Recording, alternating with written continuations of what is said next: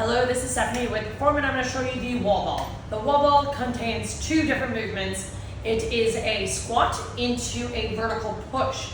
We combine those together, okay? So you're doing both a squat and a push at the same time. You're going to use a medicine ball, okay, of the weight. The first thing that we're looking for in this movement is we want to make sure we're getting that depth in our squat. Second, we want to focus on the elevation or the height of hitting the target.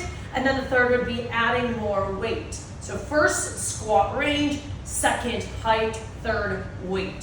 So I'm going to show you the positioning for this. Now, we want to try to keep that ball up in front of our face. So when I go to grab that ball, I want to think about placing my hands underneath the ball, not on the side. If I press them on the side, I'm actually pushing my hands in versus pressing my hands up. So I want to come underneath, think about like kissing the ball or that ball being right in front of your face. Elbow should be underneath. Now again, because this is a pushing position, you will feel that fatigue in the shoulders. That is the intention. Now what we're looking for is using those legs to drive the weight up, not just relying on that upper body.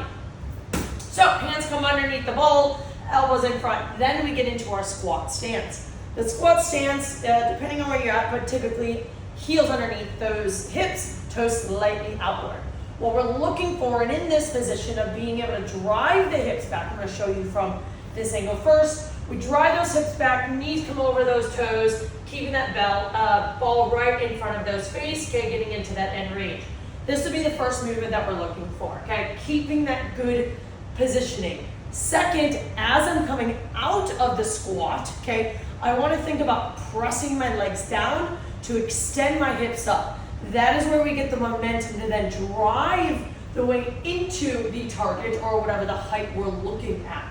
So if I get into my position, typically in terms of being far away from the wall, we want to be about 1 arm length from the designated area. So we bring that ball in front of the face, elbows underneath, okay? We want to think that squat stance. As soon as I'm out of that squat, I'm looking at driving the weight and I'm pushing it into the wall, okay? So I'm pressing up and over.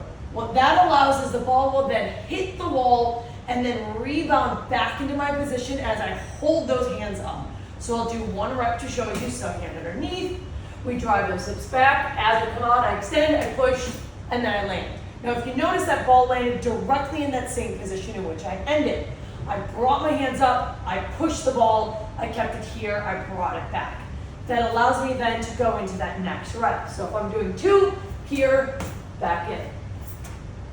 Every time I'm looking at catching that ball underneath, I drive it down, keep it in front of my face, push out of that squat, press it back up into that ball.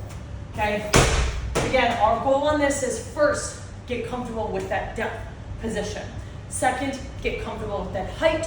Third, if those look good, then we add weight for the medicine ball. That is our